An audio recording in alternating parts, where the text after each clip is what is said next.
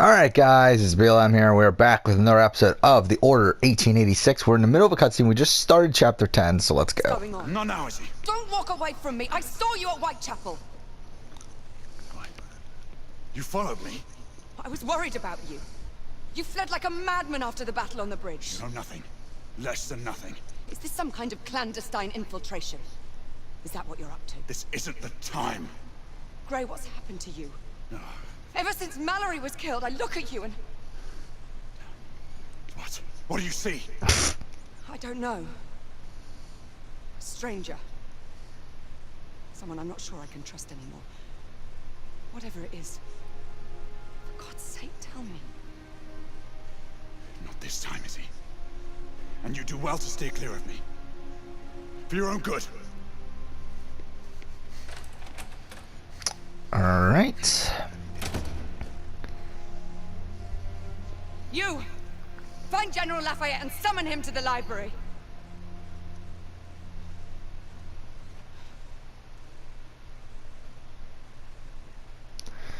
Obviously you can see where this is going. This allegation is monstrous! I refuse to believe it. The Lord Chancellor will permit me. I will not permit! And you will say nothing more of these ridiculous suspicions. Yeah, just fuck that guy. Years I've known your father, never have I seen him so obstinate. Your allegations strike at the very heart of the Empire. I fear it cannot sustain another blow as great as the loss of Mallory. All he need do is journey to Blackwall Yard. For what evidence? The destruction was total. A clear case of arson, according to Commissioner Doyle. Apparently, a small group of rebels was seen on the docks. It was all rather... what is the word the Commissioner is so fond of? Oh yes, elementary. Now what do you think? I have no opinion. Should you wish, I can attempt to persuade the Lord Chancellor to put the matter before the Council. If it is true that we have a traitor in our midst, word is bound to get back to the conspirators. What do you propose? Breach the walls of the United India House under cover of night. Any information that will shed light on the events of the last few days must surely be found there. Trespass on the company's headquarters. You are cut from the same cloth as Mallory. Drastic circumstances call for drastic measures. I would have your assistance, Alistair. I hardly think it proper for the Knight Commander to be You seen... know the lay of the land. I will need your guidance to navigate the grounds of the United India House. If a conspiracy is to be revealed, your testimony will carry weight with your father.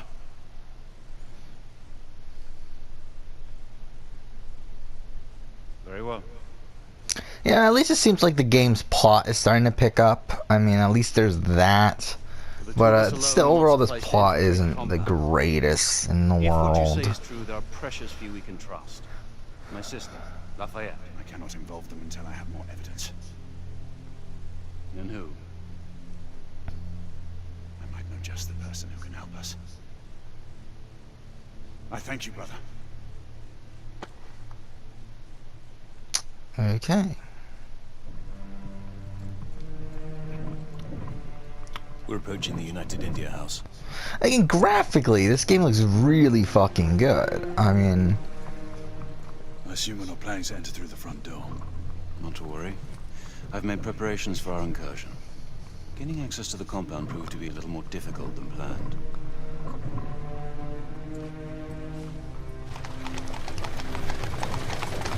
Chapter 11 already. Okay. So chapter 10 was just a cutscene thing. So it's the 18th of October, so we're still like, we're still pretty much a month away, right? Until the prologue. And we're only like 4 or 5 days after the beginning of the game, I believe. Like it was either the 12th or the 14th, I think. I don't know. Let's go up. I think it was 14th, so it's only 4 days since then.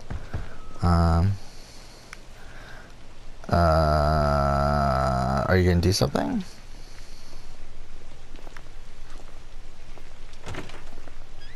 Evening, sir. Francis?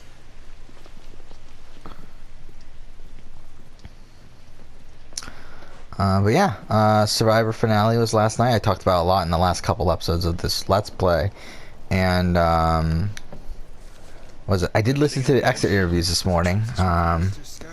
I got up early today. I had things to do. I did those things, but I was listening to the exit interviews during that, and yeah, now we should be good to record for a good chunk, for around, like, I don't know, probably 5 or 6 hours. But then again, obviously I'm not gonna record straight during those 5 or 6 hours, but still. Yeah, I listened to the exit interviews on Survivor, and yeah, I mean, I think my opinion stays around the same. I mean, it's Wendell had good personal relationships with those people that did vote for him, with Angela, with Sebastian, with obviously Laurel, with Donathan to a degree, though Donathan's vote seems to be more like, I mean, he was pro Wendell, but it's like he didn't really fully explain why he was pro Wendell.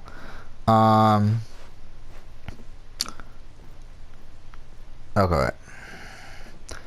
Like, he didn't mention any, like, special relationship they had or anything. He just said that he had a better game and he played the game that he would have wanted to play and stuff. But it's like, I don't know. I still think Donathan, I don't know 100% behind his vote. What are we doing here? I guess we're exploring. I mean, who else voted for him? Chelsea and Kellen. Which I guess Kellen was, like, really upset about how Dominic acted towards the end of the game, which again is like, whatever.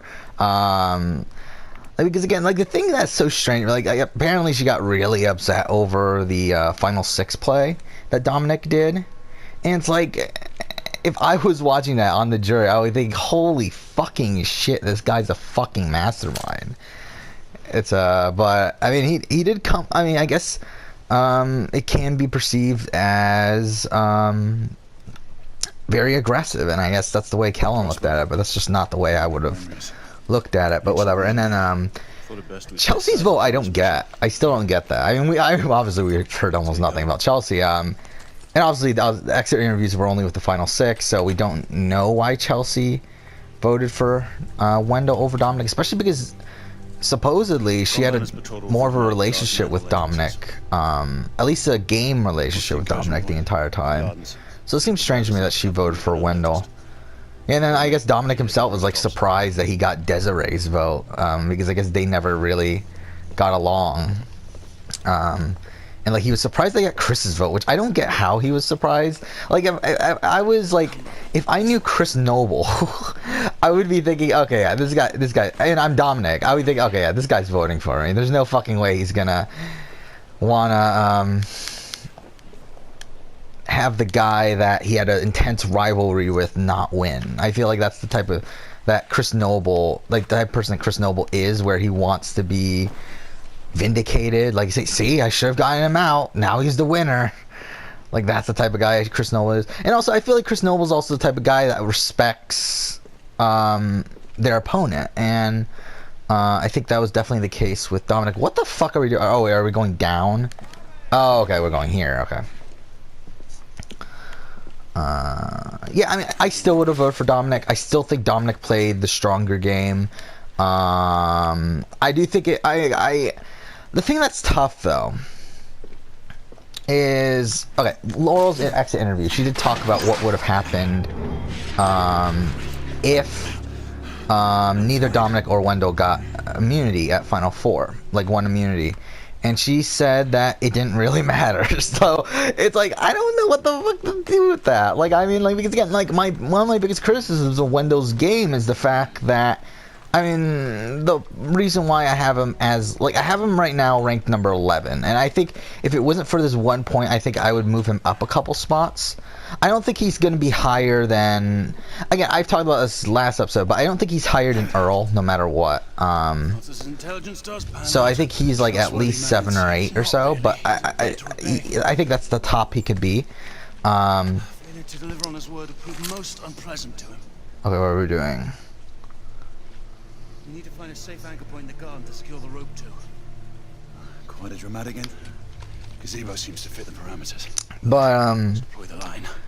yeah, because, like, she, like, was saying, like, because, yeah, the Final Four, the fact that they're, I know people say that, oh, it's part of the game now and stuff, but I just can't get over the fact that if there was a vote at Final Four and you would have gotten voted out, I'm going to take points off from that. I'm going to take points off. I mean, I just feel like, again, Survivor is a game of strategic and social maneuvering to get through votes, and the fact that now they've changed the way the Final Four works to something that isn't that really fucking disturbs me, and I'm still going to rank winners with that criteria of the strategic and social maneuvering. Okay, there we go. Done. So the fact that the thing I want to know is if it was a vote, would Wendell have been voted out, or would there have been a fire making challenge? If there was going to be a fire making challenge, it doesn't matter. Wendell goes up a couple spots. But the thing is, I don't know. Does he get voted out? Because Dominic wins immunity. That's the thing. So Dominic and Angela are voting Wendell. It's the only thing I want to know: does Laurel vote out Wendell, or does Laurel vote with Wendell and vote Angela? Like, that's really like the difference between like the spots that I put him in the winner rankings. Fuck. I fucked it up. Okay. Something else we did learn is that Dom wanted to get rid of Wendell around 5 or 6 and couldn't because of the immunity wins. So again, that's another thing to factor. The fact that Wendell was saved by 2 immunity wins in a row. Mind you, he did have the necklace, so it didn't. He only needed one of those wins. I don't think this is something I'm going to take into really that much consideration because, again, like, he had an idol, he had whatever else. Like, I don't think it really matters that much. But the Final Four thing is what really will determine my rankings the most at this point. You have to trust me. This is the only way. I think any end of the day, it doesn't matter. But I do think the more I hear about Dom, I do think Dom, if he had won the game, if he won 6-4, I think I have him as a really top tier winner. Because the problem with Wendell, again, the problem with Wendell, in my opinion, like, fuck off, no, what the fuck are you doing? Okay, that's bullshit. Really, I kept on pushing the thing to get him out of cover, and he wouldn't get out of cover.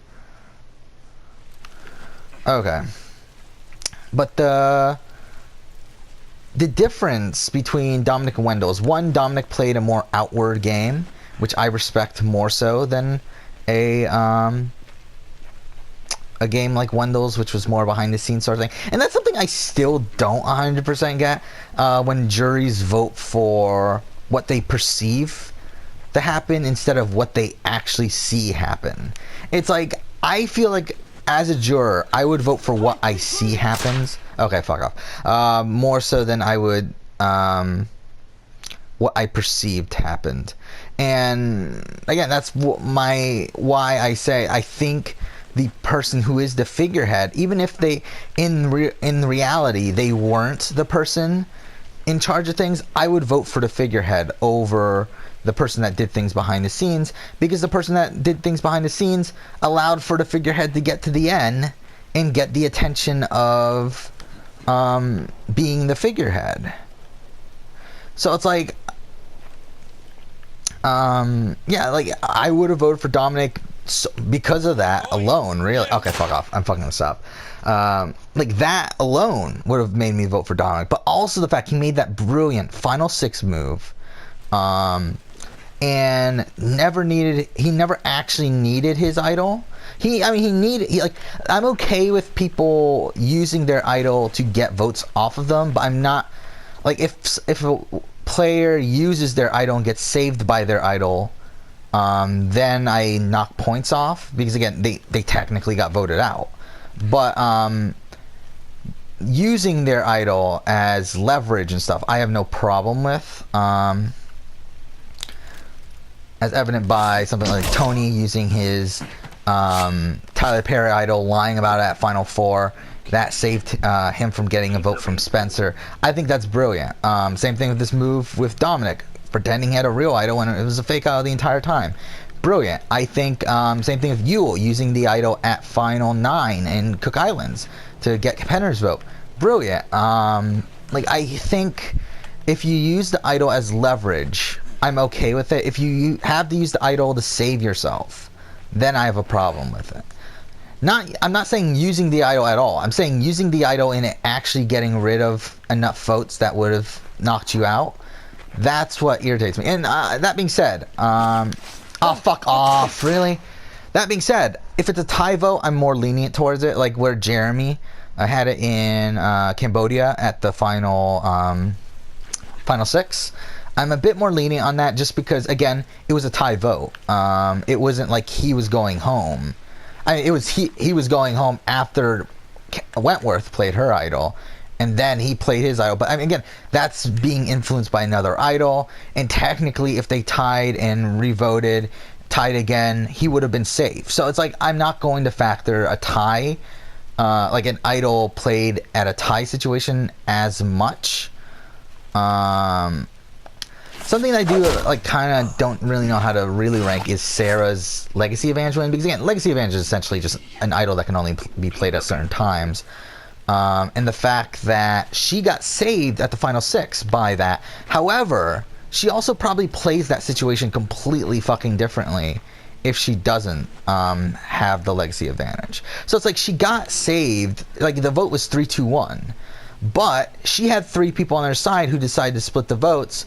But it's like she never thought she was in danger, so it didn't really matter to her. So it's like, do I still knock points off against that? I do currently, but it's like, I don't know if I should. Because if you really, really think about it, if she was in danger, Sarah is a savvy enough player to the point where she would say, we got to put 3 votes on whoever, like Aubrey or I think it was going to be Aubrey, that vote. But either way, yeah, because I think they split it between Aubrey and Ty. Yeah, I don't know whether to knock points off of that or not. I currently do, but it's like, I could see the point of not knocking points off that. And to be honest, if I think she moves up a little bit in my rankings if I don't knock points off of that, because that would put her pretty high, right? I mean, that would put, I had her at number 5 before, like I had her right above Tony right before the finale, and then after the finale I moved her down to like 11 or whatever because of that, and also the fact that the jury were not super pro Sarah. Like they kind of were like disgusted with the way she played and everything, so it's like, I don't know. I mean, again, it's a tough thing to rank her, I feel like. Understood. Okay, how far in this are we? Okay, 18 minutes. Acquired a guard key. Oh, gate key, fuck.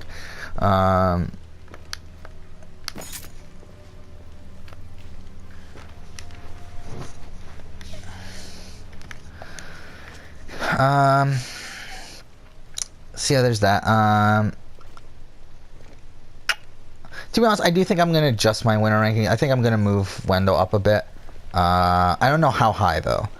Like, I do think he's probably above where I put him. I think, I mean, then again, at 10... Oh, fuck off! Alright, at 10, I believe I have Todd. So it's like, is he a better player than Todd? It's tough, actually. Actually, yeah, that is pretty tough, actually, the more I think about it. I don't know if he's better than Todd. Because the thing about Todd is that Todd was in control of the entire game along with Amanda and, to a degree, Courtney, but Courtney wasn't really making any decisions. Where are we? Oh, wait, what? Wait, this sent me... Oh, no, it sent me all the way back, didn't it? Oh, fuck off. Hey, intruder! See, what the bullshit about this is that you have to push it at the like an exact time for some reason. Like, why can't it just be like, oh, I push this and it knocks him the fuck out? Like, it's so fucking dumb that, like, the fact that they're making it that you have to push it at a precise time. It's like, why is that a thing? Fuck, yeah, it sent me all the way back.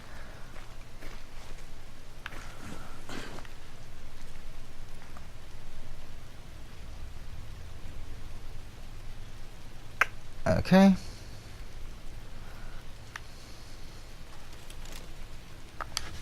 There we go. Jeez.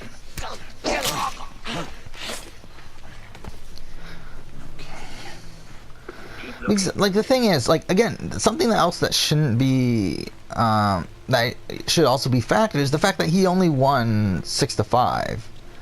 And again, it was a tie, 5-5 vote, at the end of the day.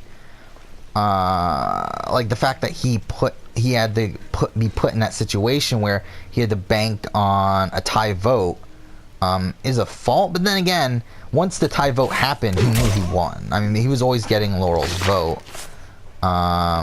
So it's like, I guess that's a good thing. But I don't know. It's tough. It's really tough with Wendell. And also, like, the thing about Wendell is that, like, do I look at his game, like, should I rank his game as a dominating game? Like, because in reality, like, it was him and Dominic, with Dominic being at the front. So it's like, does the second in command still get as high of a ranking, like, for a win? Like, should I still look at Wendell as a person that was out in front? Because the more I think about it, he really wasn't. So it's like, I don't know. Like, I don't know if I can put him much higher, because again, it's like, if you really think about it, I mean, I guess a comparison is, again, with Earl. But again, Earl was the one, like, while Yao-Man was shown more on TV and everything, I think Earl was the one that was actually looked at as, like, the leader of that group. And also the fact that he had Cassandra, he had Dreams, who were 100% taking him to the end. Oh, fuck off, really? God damn it. Which, again, is something that Wendell did not have. No one was taking Wendell to the end. I mean, with a debatable on, like, Laurel, but still, it's like, no one was really taking Wendell to the end. Same thing with Dominic. No one was taking Dominic to the end. I mean, they had to take themselves there, which isn't a problem, necessarily. But you gotta give credit to people who are able to get other people to take them to the end. Because obviously that's a display of their social prowess. So it's tough. It's really tough ranking Survivor winners. And I know people that say that, oh, I don't rank Survivor winners because they're all winners and stuff. It's like, I mean, I'm not ranking, like, how they would do on a season together or anything. I'm just ranking how dominant their individual games are.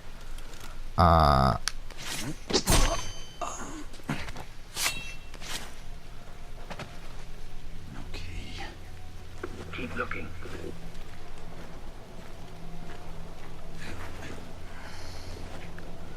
Yeah, I think we're gonna take a different path this. Oh, fuck off! What the fuck was that? Really? Like, he was going straight, and all of a sudden he just fucking turns to me. I fucking hate the stealth sections of this game. To be honest, I do not remember getting this frustrated at the stealth sections in this game. But fuck this game, man. Mind you, actually, now I think about it, I might have only played one of the stealth sections. Yeah, I think I did, actually. I don't think I actually played this one. I did play the one previously, I think.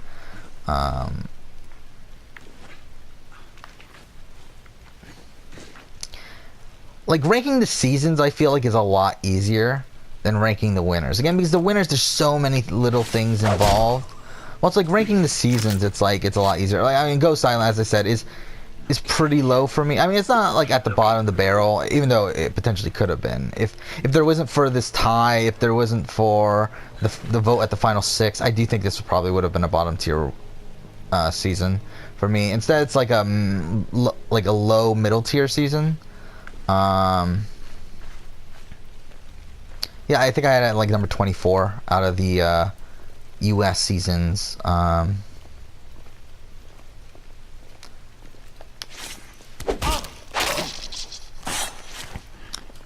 favorite season is still Cagayan. And to be honest, it's not really that close either. Like, I think Cagayan's my favorite season by a lot. And then it's Heroes vs. Villains. It's Pearl Islands, then Micronesia, which I think is like the definitive 4. I mean, I think if you ask almost anyone, like any, I shouldn't say anyone, but if you ask, if you did a, oh fuck off, what the fuck, but if you did a poll, of the general audience of what are your 4 favorite seasons, I think those would be the 4. And then after that's a bit tougher because I think those 4 are on a tier of their own. I think those are the top, like, god tier of Survivor seasons. Then it's into like a good sort of section where I think I have Millennials vs. Gen X the highest, like the 5th spot. I have Ko Wrong in that tier. I have San Juan del Sur in that tier. I have, what else is there? I think Blood versus Water is somewhere in that tier. What else is there? I know there's more. I mean, obviously, China is in that tier. Samoa is probably towards the bottom of that tier, but it's in that tier. I mean, my favorite Survivor seasons are more so like the middle era till like okay. Should I just go through all the seasons? I guess I might as well. I mean, like season 1 is obviously like it's very fuck. What is the word I'm trying to think of? Iconic. Sorry, iconic. But it's not super fun to rewatch. Mind you, it's more fun than Australia, which Australia is such a fucking slog. Australia is my least favorite season. It's not even close. It's like, fuck Australia. Like, it's such a slog to watch that thing. And then Africa, I think, is better than the other 2 for me. I really like Africa, even though I know a lot of people don't. Then Marquesas is really good. I think it's, again, pretty close to Africa. Thailand is... I think it's better than Australia. I don't know. It's pretty close to Borneo, though. The thing about Thailand is that so many unlikable people are on that season, but there's so many like little funny moments here and there. Like the fucking what's it called? The water challenge of Rob Zabatnik and all these other people getting kicked out of the challenge. Like it's one of the funniest fucking things ever. I can't think of what the challenge is called anymore. Shit. But then Amazon is obviously the best season out of that group. Pearl Islands even better. Again, Pearl Islands is in the top tier. All Stars, yeah, overall pretty low season for me. Fuck, where's the key?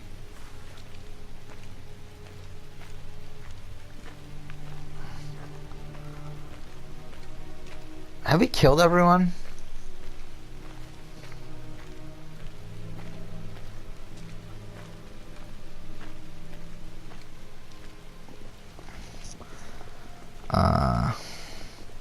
All Stars, not the greatest season in the world, especially on the rewatch. Like I really didn't care for it on the rewatch.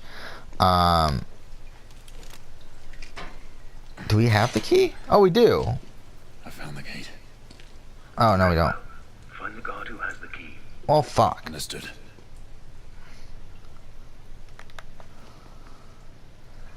Well, that's annoying. Okay.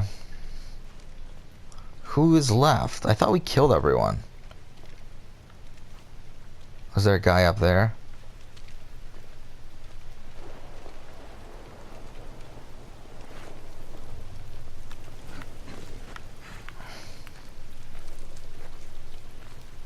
Oh, there's a guy over there. Or is there? Oh, there's no guy over here. Where's the guy with the key then?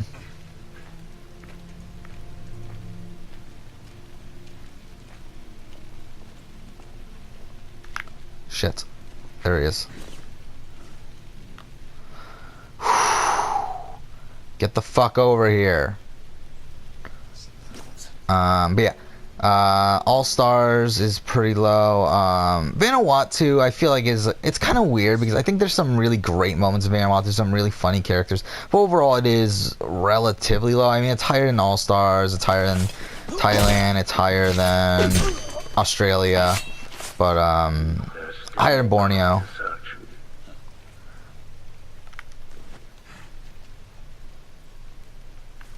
No, he's not it?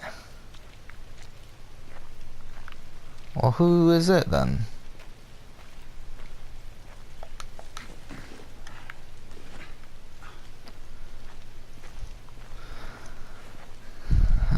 Okay, I think I'll probably talk about this more in the next episode, but okay, we'll probably end the episode here. And next episode we will continue on. I don't know where this guy is though. And what's so irritating is that if I get caught, I have to start all this all over again. There he is.